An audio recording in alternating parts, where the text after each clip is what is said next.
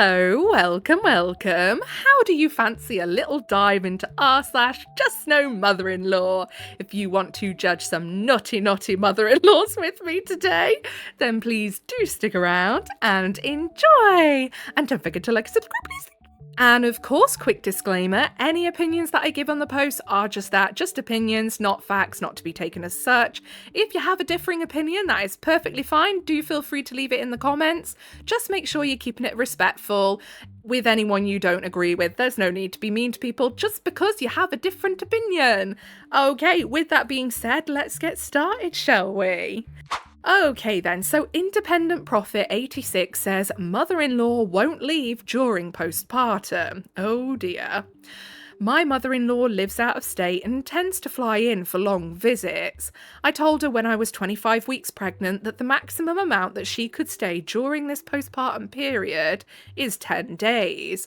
We agreed on the arrival day and the departure. That's still crazy long to me. Yeah, that would be crazy long to me as well. Oh my goodness. Like, I'm sorry, but 10 days once you've given birth is too much to have someone else in your house, because I would feel obligated to be up and about and almost performing hostess for them, if that makes sense. Like, I know, and it's almost like a hypocritical thing to say, because I think if it was your own mum, it's different. And I do feel for mother-in-laws in a way, because obviously their son's wife or, you know, their kid's wife is given birth to their grandchild. They want their mum there, but they don't particularly want them there. And I get that that can be quite hurtful.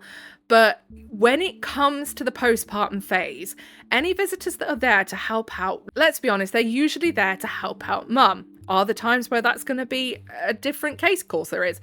But on the whole, typically, the stories we hear, they're there to help out mum. And when you feel like you have to host someone, that's not very fun. But when it's your own mum, it's not the same, because obviously they looked after you when you were a kid and all that lot. You don't feel like you have to host them.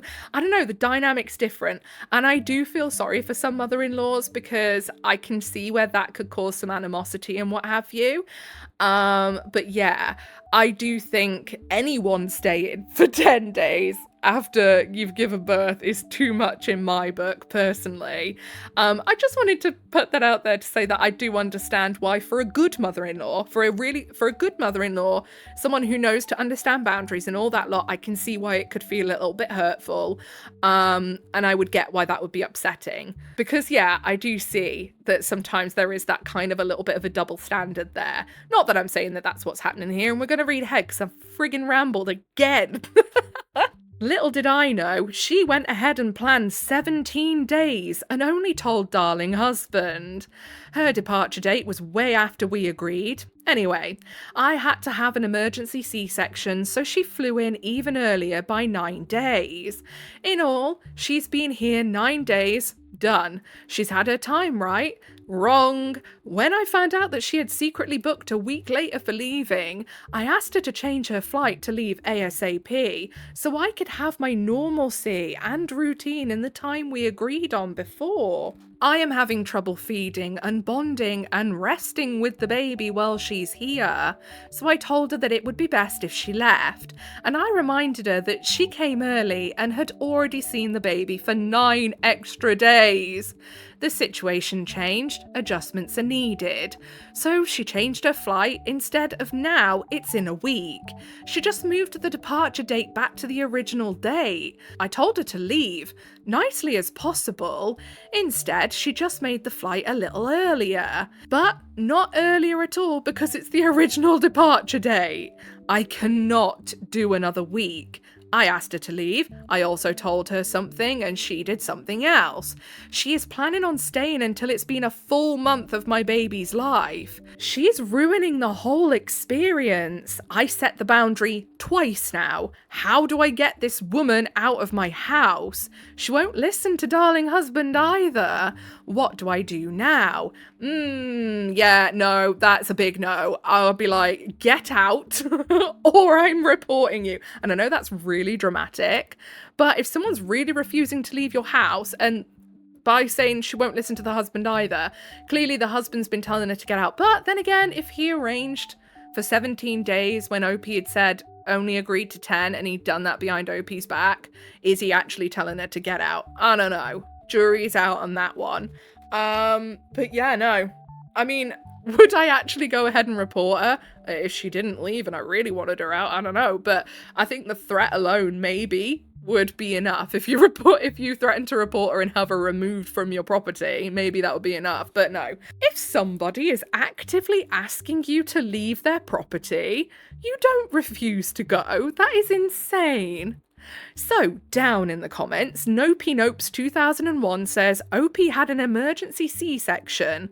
I don't think she's going to want to pack up and go to a hotel. I'd be straight up and say, I've asked you nicely to leave. You have overstayed your welcome. If I need to escalate, I will. Also, fuck your husband. What a jerk for not standing up for you. I've had 2 C-sections and my second was horrid. I could barely move without pain and I am unable to handle pain medication without vomiting. She is ruining your experience and honestly, I'd tell your husband he has to get her out like 2 weeks ago. If not, kick them both out. Yeah, she needs to go. Despite whatever you might think, she needs to go. She's been asked to leave. This was all arranged behind the OP's back in the first place. She needs to get out. Be gone. Gone with you, lady. So, next post, posted by Sweet Routine 9251. Ex-mother-in-law introduced herself as his wife while he was on life support. It is beyond exhausting to watch my former mother-in-law essentially marry her son, my ex-husband, to keep him from hitting rock bottom. After 15 years of marriage and 3 children together, I watched her bail him out of every responsibility, including our divorce. The level of betrayal is staggering.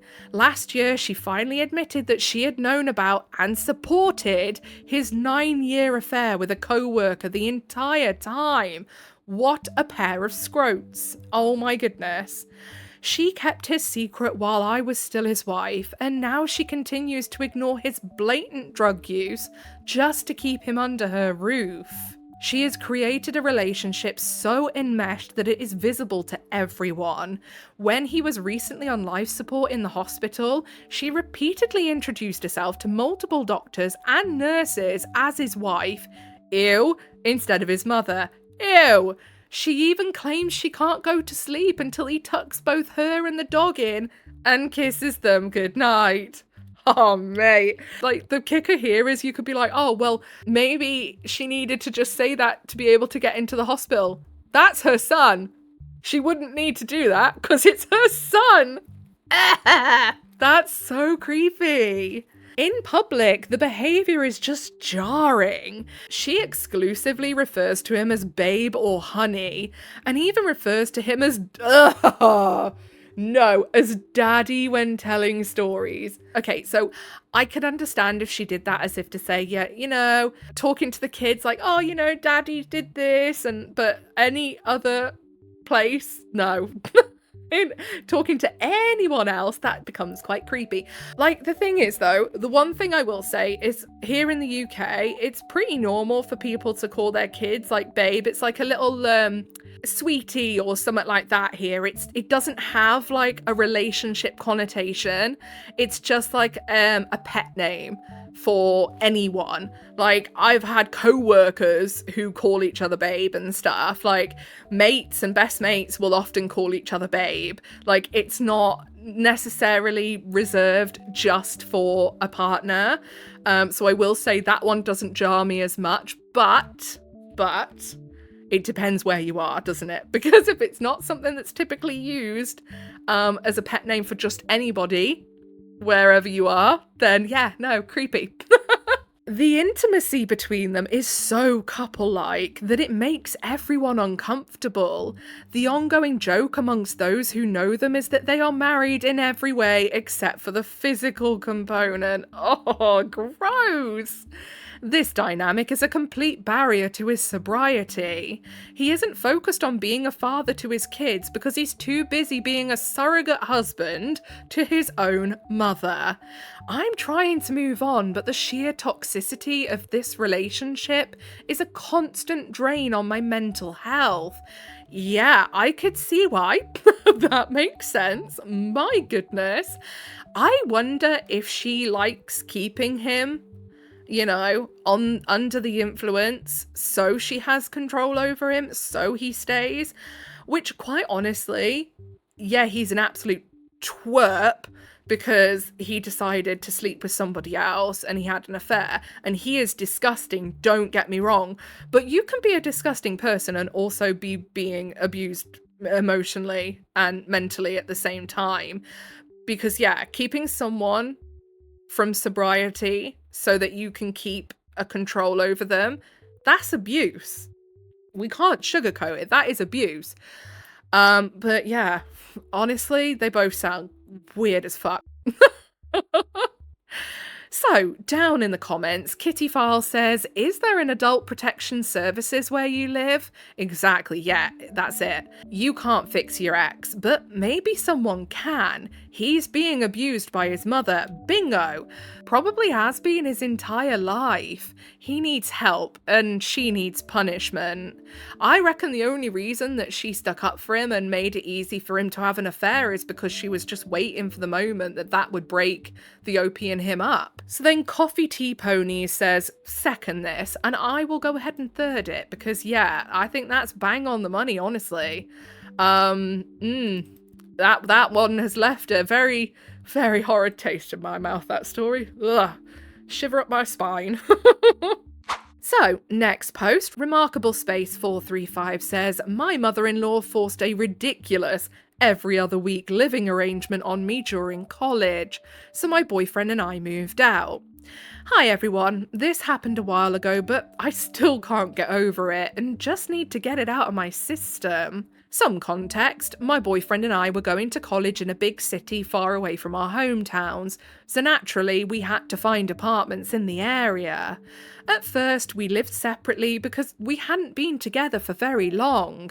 However, we eventually decided to move in together because we both had awful roommates. I was already planning to leave my flat, and since my boyfriend was living in an apartment owned by his family, he had the option to ask his current roommates to just move out. At first, my mother-in-law agreed to this setup. She even told me I didn't have to pay rent, which felt very nice, unexpected, and honestly, not like her at all. The only catch was that we had to share the apartment with my boyfriend's sister, who was starting college that same year. I didn't mind that because she was nice to me until then, and I thought I would finally feel a bit more included. Right before the semester started, my mother-in-law suddenly changed the rules. Out of nowhere, she announced that I could actually only live there every other week, which made absolutely zero sense. I had classes every single week. Was I supposed to magically find another apartment for the remaining weeks? My boyfriend tried to reason with her and told her how ridiculous she was being, but she just wouldn't budge. I desperately tried to find another apartment last minute, but it was too late. The housing market here is brutal, and the prices are astronomical. Because of this ridiculous agreement, I ended up missing half of my classes that semester. The whole living situation was a nightmare. The sister kept picking fights and would constantly yell at me whenever my boyfriend wasn't around, on top of spreading lies about me. After a couple of months of this, my mother-in-law dropped another bomb and told me I had to move out completely, right in the middle of the academic year, when finding a new place was completely impossible. Thankfully, my boyfriend was absolutely furious with her. He refused to let her treat me this way, so he packed his bags and moved out with me. We ended up living at my parents' house for the rest of that year. Because of the distance, we had to skip all of our classes and only drove to the city for exams. I was exhausted, but by the next year we managed to find our own apartment in time. I'm still so angry about this. I can't comprehend that she actually agreed me living there just to later mess with me like this. but I'm incredibly grateful that my boyfriend had my back through it all. Yeah, that is wild. Like, what is her problem? Like, maybe she doesn't like her son being in a relationship or something, and then she's, I don't know, got the sister-in-law involved as well, and all of this lot, because it's very calculated to say, yeah, you can live here, and then all of a sudden, very closer to the time, be like, nah, you can only be here every other week. Like, what? That's crazy. It's almost like they did it on purpose to try and forcefully push the OP out, because then it'd be like, well, now you got to go back to your parents' house, because obviously that's not going to work, is it? I'm so glad that the boyfriend, like, took the OP side, though, and went, yeah, no, we're not doing this. Like, we're gonna just go and find our own apartment and make our own way there instead. So down in the comments, Mad Trophy Wife says she was trying to break you guys up. She was banking on one or the other of you getting tired of the drama and walking away. Yeah, that is also the read I have on it. I genuinely think that this was to break them up. I mean, if not that, then what was it for? Like, just to be mean? Like, was that what it was for? Either way, the intention, whatever it was, cannot be good, surely. Okay then, so last post for the day. Oi Oi Nanami says, mother-in-law wants to be included in newborn pictures. Oh my goodness. Due with my first baby in a matter of weeks. Booked newborn photos with husband. We are both looking forward to capturing her while she is teeny tiny. The photographer's package includes 2 adults and the baby. Then there's a small additional charge for any siblings or dogs. Her style of photos shows the couple's love for each other and their little one as much as it shows off the new baby. I'm talking lots of hand-holding, cuddling, forehead kisses, etc. Like an engagement shoot, but add a baby. LOL. Nowhere on her website does the photographer list additional costs for additional adults. It's pretty obvious this is not the done thing. Husband told father-in-law we have this planned, and they started the puppy dog eyes of how it would be so nice to have professional photos with their first grandchild. I explained to them that the session we have already paid 50% for includes 2 adults and can't be amended right now, but that it would be lovely to get group professional pics for baby's first Christmas and to hire a photographer for her baptism. Husband also offered to try his hand at taking newborn pics with his parents. Husband told parents-in-law, not father-in-law. I read that wrong because I was like, what? Wait. Father-in-law then says that's great. Okay, I'm confused. But father-in-law said that all sounds great. But mother-in-law is now mumbling that she wants pro pictures sooner than that. Husband's pictures apparently not good enough. Important context. She complained about our wedding photographer taking too many photos of husband getting ready with his party and not enough of her and her siblings. Everyone else said our wedding photos are gorgeous and that the photographer worked hard. I'm literally hitting my head against the wall here. My own parents have both passed, so it's been hard navigating pregnancy without their advice, etc. Yeah, I think just tell her, if you want professional photos, feel free to book your own session. Like, we'll provide the baby, you just book your own session and pay for it. She's just trying to get photos for free. Like, you can tell that by the way that she tried to take over the wedding photos as well. Like, if she wasn't just out for trying to get photos for free, then yeah, she would just be quite happy to pay for her own. Like, I don't understand why she doesn't see that that is an option. And yeah, honestly, I've never bothered with professional photos. Like, I do understand that there is a certain look to professional photos that you cannot recreate yourself unless you also are a photographer and have all the equipment. But if you're pinching pennies and you still want to get some nice photos, go find a nice place outside with some nice flowers, sit in front of them, voila! Nice photos! Like, photographer done photos are, I'm sure, lovely to have. But are they necessary if you can't afford it? No, they're not. You can take your own photos. It's simple. So, down in the comments, So Regular says, I have to say that she is overstepping here. This isn't her baby. She should be satisfied with whatever pictures you send that were taken by the baby's father or the formal pictures this Christmas. I understand how hard this must be for you because my mother died way before I got married. Somehow my mother-in-law decided it would be easy to steamroll me because she kept saying things like, I'm the only mother figure you have left. My God, she would have caught these hands. Like, what the hell? What kind of thing is that to say to somebody? That's disgraceful. Honestly, the mother-in-laws in Just No Mother-in-Law baffle me every time. I don't know why I'm surprised every time, but I am. Like, honestly, I just don't get them. They're mental. Okay then, so I think that's all we've got time for today. If you made it all the way to the end with me, then I appreciate you very, very much. If you give a little like, subscribe, notifications on, that is your initiation into the Coven of Void. Welcome. Don't forget to leave an offering of a comment for Big Al. Whatever it is you're doing for the day, I hope you have a really good rest of the day. Goodbye.